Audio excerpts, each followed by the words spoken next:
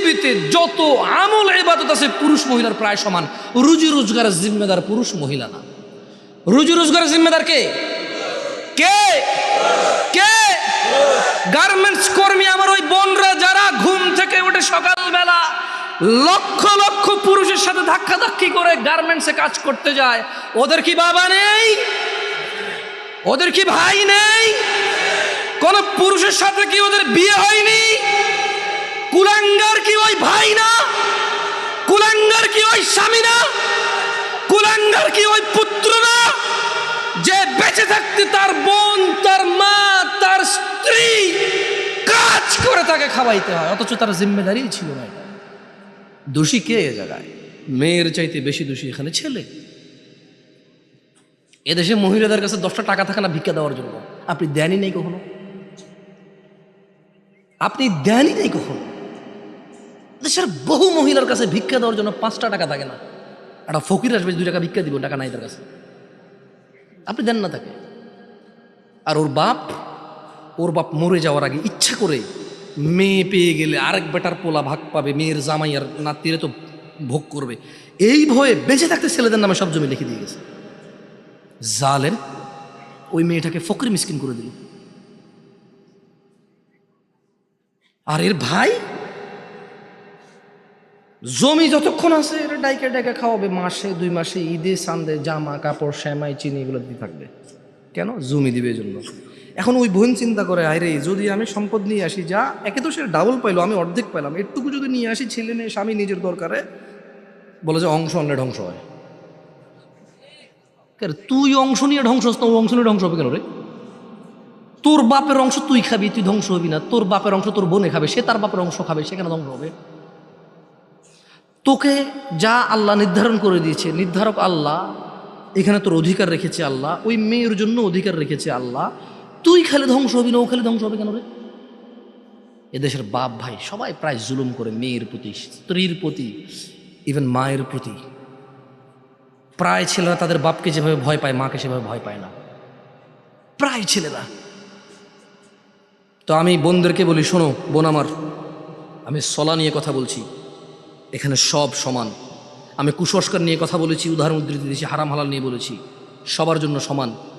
আল্লাহ নবী সাল্লাল্লাহু আলাইহি ওয়াসাল্লামের উম্মত মহিলা এবং পুরুষ সবাই। মহিলা এবং পুরুষ যে আল্লাহ নবীকে অনুসরণ করবে সে আল্লাহ নবীর উম্মত। আর আল্লাহ নবী বলেছে, কুল্লু উম্মতি ইয়াদখুলুনাল জান্নাহ, আমার সকল উম্মত জান্নাতে যাবেই যাবে। ভাই আমার, বোন আমার, তোমরা আল্লাহ নবীর উম্মত হও। শোনো, এখানে আজকে আসছো, 2-4টা হাদিস বলি, মনোযোগ দিয়ে শুনে তুমিও চলে যাও, আমিও চলে যাই। আন মুআয ইবনে জাবাল,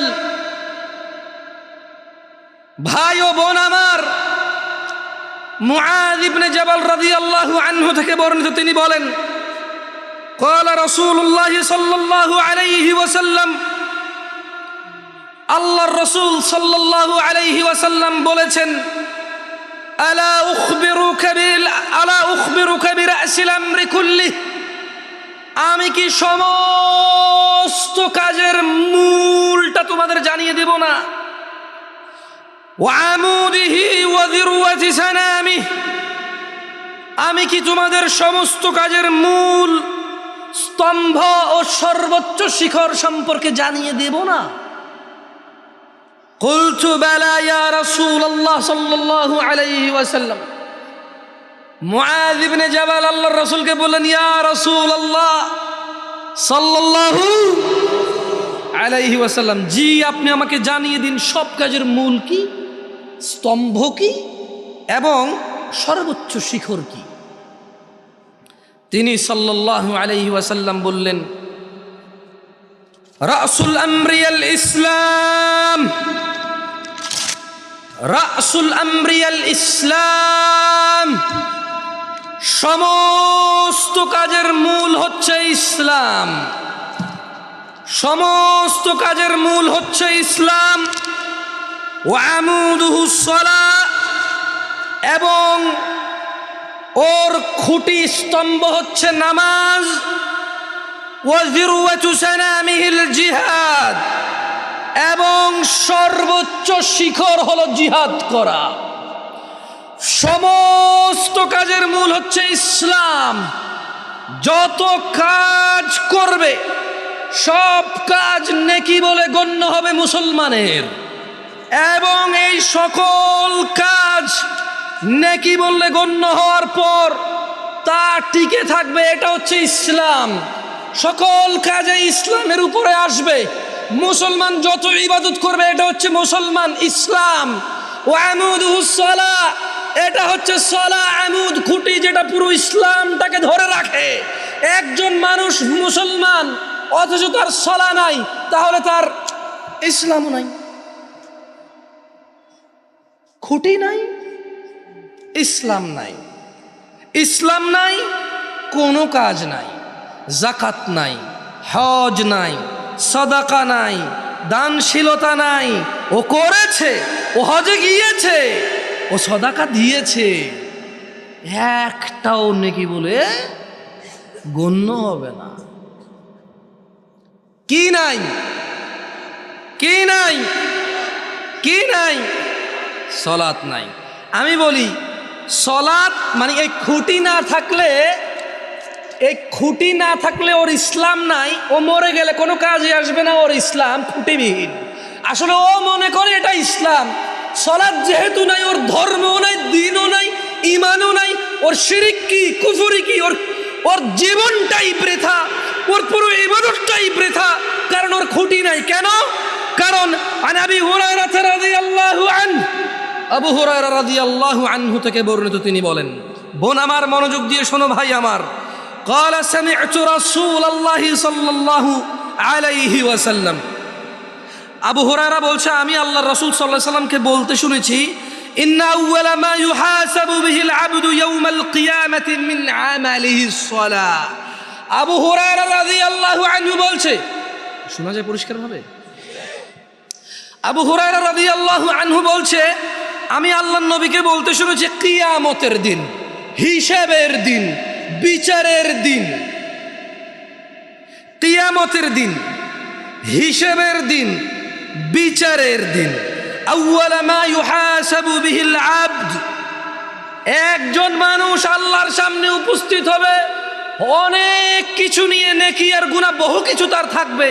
কিন্তু আবু হুরায়রা বলছে যে আল্লাহর নবী বলছে যে কিয়ামতের দিন সবার আগে বান্দার হিসেব হবে নামাজের।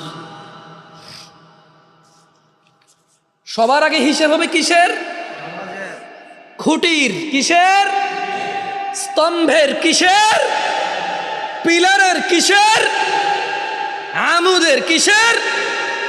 সবার আগে হিসাব হবে কিসের? কিসের? খুঁটির। আচ্ছা, এবার তিনি বলছেন যে আল্লাহর নবী বলছে যে সবার আগে হিসেব হবে নামাজের, আর কোনো হিসেব হবে না আগে। তো ইয়া রাসূলুল্লাহ, সবার আগে যদি হিসেব হয় তাহলে সমস্যাটা কোথায়? আল্লাহর নবী বলছে যে ফাইন সলুহাত, নামাজের হিসেব হবে সবার আগে। ফাইন সলুহাত, যদি নিয়মিত ঠিকঠাক মতো নামাজ আদায় করা হয় তাহলে ফাকাদ আফলাহা ওয়া আনজাহা, তাহলে সে নাজাত পাবে, সফল হবে। সুবহানাল্লাহ। সবার আগে হিসাব হবে কিসের? কিসের? যার নামাজ নিয়মিত ঠিকঠাক থাকে সে কি হবে? আর কি হবে? নাজাত পাবে। মনোযোগ দিয়ে শুনেন, আমি কিন্তু বলেছি আমি ঠিক বেঠিক জিজ্ঞেস করবো না, আমি শুধু যা বলতেছি সে অনুযায়ী জিজ্ঞেস করবো। সবার আগে হিসাব হবে কিসের? ছেলেদের নাকি ছেলে মেয়ে উভয়ের? পুরুষ নাকি পুরুষ নারী উভয়ের? ধনীদের নাকি ধনী দরিদ্র উভয়ের? বিমান চালকের নাকি ভ্যান চালকেরও? বিমান চালকের নাকি ভ্যান চালকেরও? ব্যবসায়ীর নাকি চাকরিজীবীরও? সুস্থ নাকি সবার হবে। বৃদ্ধের নাকি যুবকেরও? বৃদ্ধার নাকি যুবতীরও? সবার। কিসের হিসাব হবে? কিসের? কিসের? যার সালাত ঠিকঠাক হবে নিয়মিত সে কি হবে? সে কি হবে? নাজাত পাবে, সফল হবে। ওয়াইন ফাসাদাত, আর যার নামাজ নষ্ট হয়, ফাকাদ খাবা ওয়া খাসির, সে ব্যর্থ হবে, বিপর্যস্ত হবে। ও আমার ভাই ও বোনেরা, উপস্থিত মুসলিম জনতারা, কিয়ামতের দিবসে সবার আগে হিসেব হবে নামাজের। যার নামাজ ঠিক সে সফল হবে, ও জিতে যাবে। যার নামাজ ঠিক নাই সে ব্যর্থ হবে এবং সে বিপর্যস্ত হবে।